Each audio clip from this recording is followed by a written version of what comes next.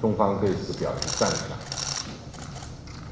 博鳌亚洲论坛年会今天，中方愿同我方一道。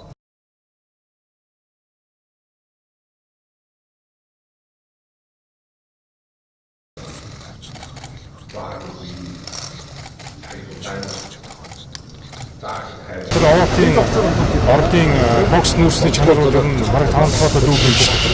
Энийг ер нь зам тээврийн яам болон засаглалын өдөр ярьж байгаа тэр нь үзмийн асуудлыг шийдэж тавьж цаашаа тэр туугийн ард цуурын одоо халдах асуудлыг ярьж шийдэх ёстой. Энийг ялтаас өөрийн хугацаанд оруулж шийдвэрээ гаргаад хөрөнгө оруулагчдыг татаж бас явах ёстой гэж бодож байгаа. Гарын тэр орон нутгийн иргэдийн эсэргүүцэл болж байгаа юм бол тэрийг бид нар зөв ойлгуулад орон нутагт нөгөө төсвийн ордоо бүрдүүлдэг анги орон нутгийн одоо хөгжигчтэй өнөөдөр ингээд энэ юуг харалтай ганцмуудыг ингээд харалтай ямар их орон сууц одоо байшин барилга нийгмийн асуудал шийдэж явж байна. Бусад одоо манай аймгийн төвд жишээ нь одоо Хөвсгөл аймаг ч юм уу за тэгээд одоо Өмнөг аймаг төвд ингээд хөгжигчтэй байхгүй.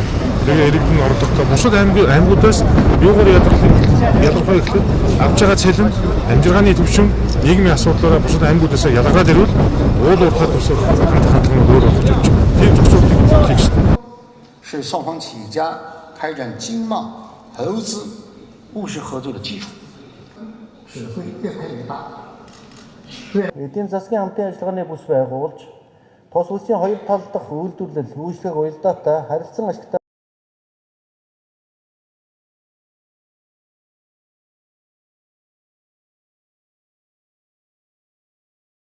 各国进一步提供市场化性强、是天然的合作伙伴和对我们两国经济发展的信心。借此机会，我愿尽战。推动区域经济一体化进程，俄愿加强。